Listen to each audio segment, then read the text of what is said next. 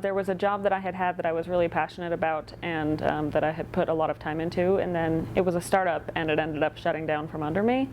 And I was really sad about it because I had poured all of this heart and energy into it, and then I was left with really no marketable skills left over because I'd been doing just kind of general management stuff. So I realized that if I really wanted to keep my career progressing and to always have a good next step to go to, that I needed to get technical skills. So that was when I realized that I needed to get some kind of certification, and ended up coming here so that, you know, if I ran into a situation like that again, I would always know that I could land on my feet. Actually, my little brother attended here 2 years before I did. He took the Ruby course, and I don't think they even had the full stack certification when he was here. So by the time I came along, I think I was more interested in the full stack than I would have probably been if it had just been Ruby. But yeah, so he told me all about it, and he had a great experience. So I decided to be here too.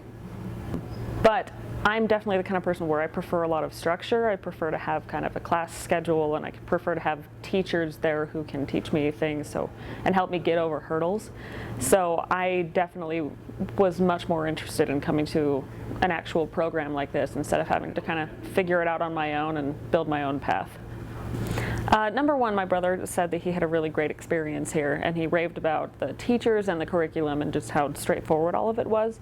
But secondly, definitely the ability to do the income share agreement made a huge difference on my decision, because if it weren't for that option, I definitely wouldn't have been able to do this kind of a program at all. Having technical skills is one thing. The ability to learn things that are difficult is the biggest takeaway, and the ability to have those kind of skills embedded, the learning part, I think is the number one. There were definitely a couple times that I reached a wall in my own brain where it was coming up against the idea that, oh, well, if you're not good at this right now, then you never are going to be, just sort of that mindset of, well, if you're not already good at it, don't even try.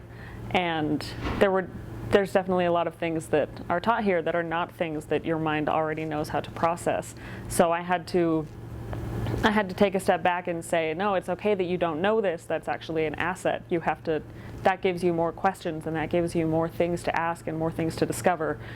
And luckily I had really good instructors who had gone through some of the same things and were able to counsel me through it. They're like, I know this is really hard to understand, and I know that it feels like you should understand it better, but you will get there. And that was so incredibly helpful. When I came across those kind of rough challenges, I had to rely a lot on my instructors, and I had to also remind myself that I had faced worse. In every job that I've had, I've come across unique challenges, and this program was not going to be any different from that. There's always going to be things that you come up against that are not what you're prepared for, but having a mindset of being like, all right, well, we're going to get through this, and on the other side, I will understand what this is, and seeing that future ahead was very important to me, and being able to say, yes, I know that this is difficult right now, but I am totally capable of getting to where I need to be. It's kind of interesting because I knew while I was going here that I wanted to try doing the job of coding for a while and then get into something like project management or Scrum Master, that kind of thing. And then after I left here, I actually immediately ended up getting a Scrum Master job, because that is sort of my area, is sort of more of the project management side, the facilitation, helping people set goals and that kind of thing has always been where my specialty lies already. So having the technical skills really just allowed me to apply the skills I already had, but in a new arena with more opportunities for growth. So. One of the really exciting things about Bottega is that they have you working with other people, and they have you working with people who are at your level and people who have been through the program before too, and the instructors and then the mentors, so that you kind of have this mix of people who are all different levels and different skill sets, but it's very collaborative, and the ability for them to kind of entrench in us during the program, hey, you need to work with your teammates, and you need to make sure that you don't feel alone and that you don't feel like you are the sole arbiter of the quality of your code, that you have these resources around you. There is no downside to having a greater understanding of all of the technology that is affecting our lives. There are a lot of stereotypes around the tech industry. Number one, that it's all men, and that it's very, very hard to break into, and that you shouldn't do it unless you are a genius. I think those are a lot of the preconceptions people have coming in. The interesting thing about the tech industry is that it is actually driven exclusively by the people who have the ideas and who can make those happen, whoever that is. Now, when it gets into, there's definitely a lot of problems with inclusivity in the industry, and those are not necessarily going to just go away. But the great thing about learning how to join that industry and learning coding skills and learning software engineering is that you can just create something yourself. And the tools are really all in your own hands to make whatever needs to be made, and to make your own, it sounds cheesy, but to make your own dream come true.